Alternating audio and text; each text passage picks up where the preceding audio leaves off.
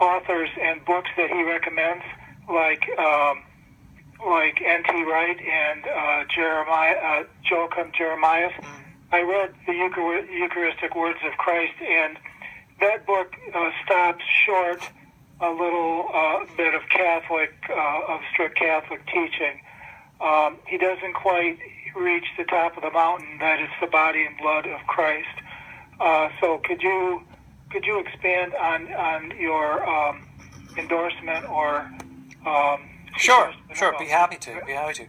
Okay, so first of all, I'm sure you know Joachim Jeremias is an author that Pope Benedict cites all the time. I mean, it's one of his favorite writers, in fact. Okay, so if you read Pope Benedict on Jesus of Nazareth, for instance, and you kind of trace out the footnotes, he's interacting vigorously with the whole body of New Testament scholarship, Catholic, Protestant, non-Christian alike. All right, so the fact that an author is not Catholic is no reason for me to read them or not read them. Or I read all kinds of literature and try to get insight from it. So here's what I try to do on the show. I wrote an article one time. It's available on my website called "How John Calvin Made Me a Catholic."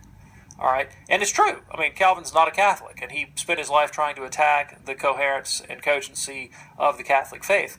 But by reading through his works, I actually came to Catholic faith. I looked and saw what he said positively, what he said negatively, and the logic of the Catholic position, even represented in the mind of a non-Catholic, anti-Catholic polemicist, brought me to Catholic faith. And what I try to do on this show, if people ask me to explain this or that Catholic doctrine, is I try to think through with them very often the process of reasoning that I went through to come to my Catholic conclusions.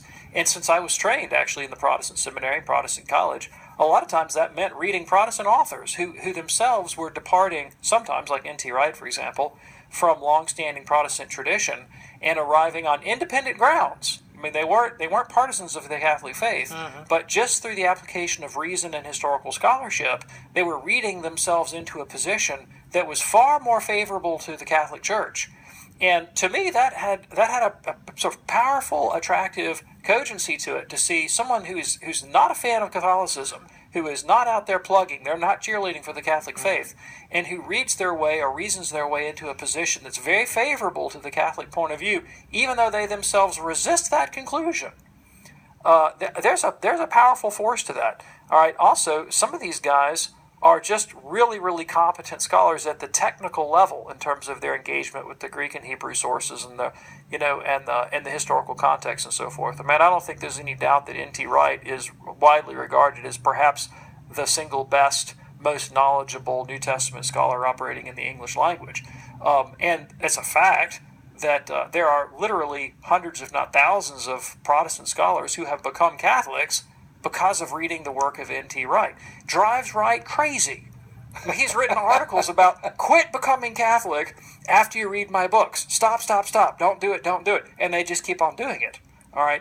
To me, that there's a peculiar appeal to that. Now, the fact that I recommend Jeremias on the Eucharist doesn't mean that I endorse everything that he says. Okay. I think I've mentioned on the air many times, one of my favorite books on the Eucharist is Abbot Vaunier's Key to the Doctrine of the Eucharist, which, of course, is an intensely Catholic book. It fully affirms St. Thomas's sacramental theology. So I recommend all kinds of sources. But I think I'm in good company. I mean, a lot of what I know from Jeremias I learned from Pope Benedict. Does that help you, Rick?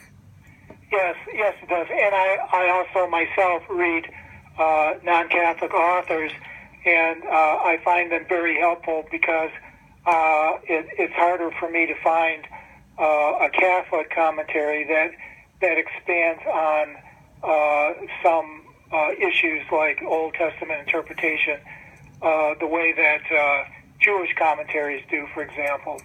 So I appreciate your explanation. Thank you. Well, I appreciate it. And, the Church Fathers did the same thing. I mean, if you've ever read Augustine's De Doctrina Christiana, his On Christian Doctrine, it's a book about biblical interpretation.